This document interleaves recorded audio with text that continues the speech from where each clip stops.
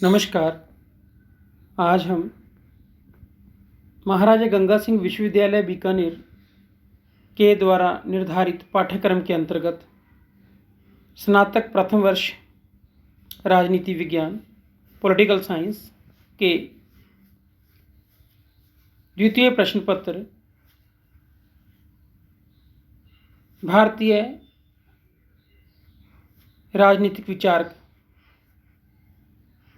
के दूसरे अध्याय कौटिल्य के परराष्ट्र संबंधों से संबंधित मंडल सिद्धांत का अध्ययन करेंगे। एक राजनीतिक चिंतक के रूप में कौटिल्य ने न केवल राज्य के आंतरिक प्रशासन के सिद्धांत जैसे राज्य की उत्पत्ति का सिद्धांत, राजा की दिनचर्या, राजा की रात्रिचर्या, राजा के कर्तव्य, राजा के अमात्यों की नियुक्ति, राजा के अमात्यों की विमुक्ति, राजा के द्वारा गुप्तचर कैसे रखे जाने हैं, राजा के द्वारा राजदूत कैसे रखे जाने हैं, वरन उसने उन सिद्धांतों का भी उल्लेख किया है जिनके आधार पर एक राज्य दूसरे राज्यों के साथ अपने संबंध निर्धारित करता है, जैसे मंडल सिद्धांत, षाड्गुण्य सिद्धांत, जैसे चार उपायों वाली नीति, साम, दाम, दंड, भेद, राजदूत रखने की प्रक्रिया, गुप्तचरों से संबंधित प्रक्रिया इत्यादि। उसने विदेश नीति का विशद विवेचन करते हुए विदेशों में राजदूत और गुप्तचर रखने की प्रक्रिया क्या होनी चाहिए का भी उल्लेख किया है। परराष्ट्र संबंधों के इस क्षेत्र में कौटिल्य प्लेटो और अरस्तु से निश्चित रूप से आगे है। कौटिल्य ने परस्पर संबंधों, राज्यों के परस्पर संबंधों के दो सिद्धांतों का विवेचन किया है। परराष्ट्र संबंधों के अंतर्गत पड़ोसी राज्यों के साथ संबंध स्थापित करने के लिए मंडल सिद्धांत, और दूसरा है अन्य राज्यों के साथ संबंध व्यवहार निश्चित करने के लिए 6 लक्षणों वाली षाड्गुण्य नीति। प्रस्तुत वीडियो व्याख्यान में हम कौटिल्य के द्वारा अंतर्राष्ट्रीय संबंधों के प्रथम सिद्धांत मंडल सिद्धांत का अध्ययन करेंगे। कौटिल्य ने अपने मंडल सिद्धांत में अनेक राज्यों के समूह जहाँ मंडल में विद्यमान राज्यों द्वारा एक दूसरे के प्रति व्यवहार में लाई जाने वाली नीति का वर्णन किया है कि एक राजा दूसरे राजा के साथ किस प्रकार का व्यवहार करेगा, किस प्रकार के संबंधों को अंजाम देगा, इसका विशद विवेचन किया है। कौटिल्य ने अर्थशास्त्र के 15 अधिकरणों में से 9 अधिकरणों में युद्ध संबंधी विवेचन किया है। अर्थात कौटिल्य का राजा विजिगीषु, जिसका नामकरण किया गया है, विजिगीषु मतलब विजय की इच्छा रखने वाला, जीत की कामना करने वाला, महत्वाकांक्षी राजा, जिसे अपने राज्य की सीमाओं का विस्तार करते रहना चाहिए।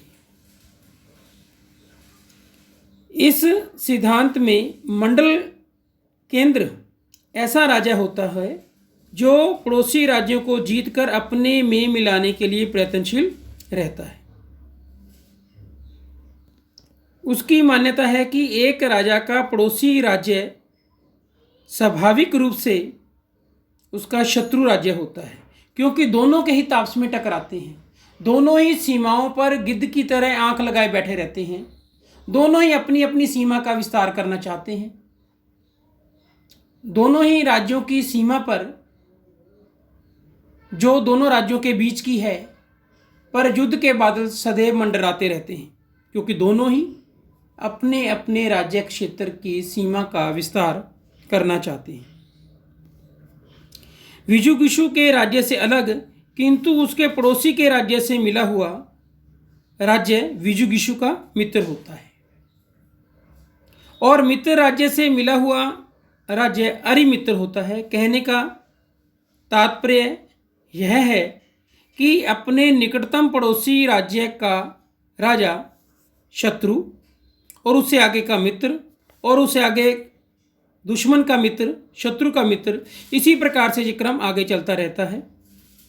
5 राज्य तो विजुगुषु के सामने वाली या आगे की दिशा में होते हैं, और कुछ राज्य विजुगुषु के पीछे की दिशा में होते हैं, जैसे पीछे का शत्रु, फिर पीठ का मित्र, फिर शत्रु का मित्र, फिर पीठ के मित्र का मित्र।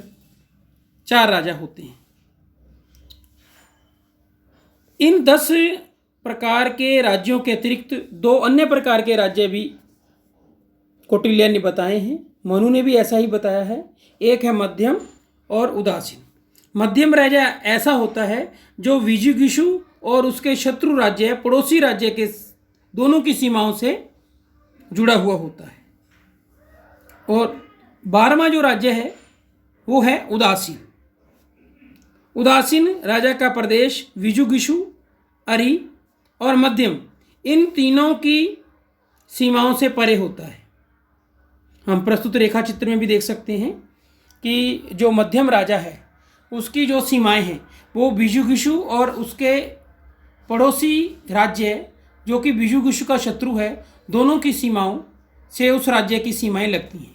लेकिन हम रेखा चित्र के माध्यम से समझ सकते हैं कि जो उदासीन राज्य है, जिसे कौटिल्य ने 12वां राज्य की संज्ञा दी है राज्यमंडल के सिद्धांत में, उसकी सीमा विजुगुषु की सीमा से, उसके पड़ोसी शत्रु की सीमा से, और विजुगुषु और उसके शत्रु राज्य की सीमा से जुड़े हुए मध्यम राज्य की सीमा से उसकी सीमाएं काफ़ी दूर होती हैं। वह बहुत प्रबल राजा होता है।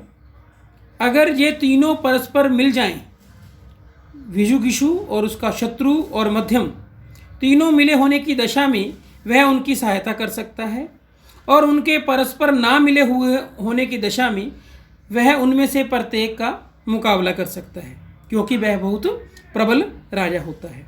इस प्रकार 12 राज्यों का जय समूह राज्यमंडल कहलाता है।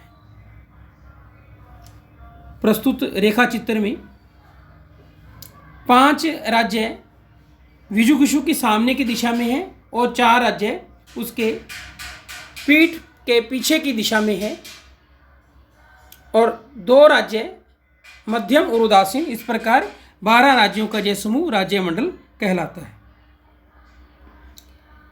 अंतर्राष्ट्रीय संबंधों के क्षेत्र में कौटिल्य द्वारा प्रतिपादित प्रथम सिद्धांत मंडल सिद्धांत के आधार पर कौटिल्य ने इस बात का निर्देश दिया है कि एक विशेष राज्य के कौन कौन मित्र हो सकते हैं और कौन कौन शत्रु।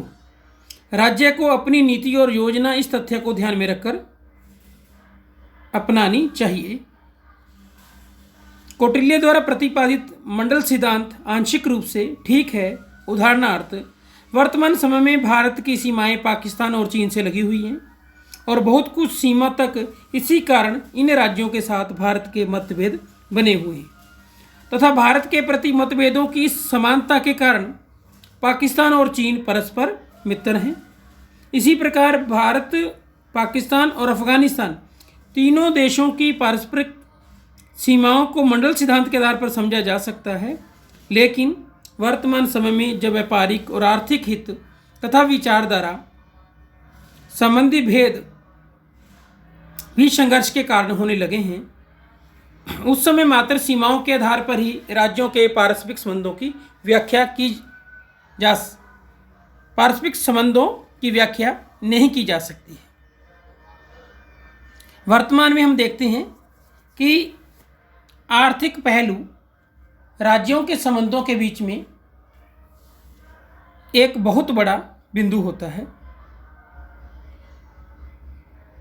मंडल सिद्धांत के संबंध में डॉक्टर अल्तेकर लिखते हैं, प्राचीन विचारक यह जानते थे कि युद्धों को पूर्ण रूप से समाप्त नहीं किया जा सकता है, अतः उन्होंने इसके खतरों को कम करने के लिए एक ऐसे सिद्धांत का समर्थन किया जिसके अनुसार देश में विद्यमान अनेक छोटे बड़े राज्यों में शक्ति का विवेकपूर्ण संतुलन बना रह सके और युद्ध ना हो, क्योंकि कौटिल्य ने अपने परराष्ट्र संबंधी विचारों के अंतर्गत 4 उपाय भी बताए, जिसमें उसने दंड को अंतिम उपाय बताया है कि साम दाम और भेद की स्थिति को अपनाने के बावजूद भी अगर समस्या का समाधान नहीं निकल रहा है, तभी दंड अर्थात युद्ध को अपनाया जाना चाहिए, क्योंकि युद्ध से दोनों ही पक्षों की हानि होती है। इसलिए युद्ध को यथासंभव अंतिम उपाय के रूप में ही अपनाया जाना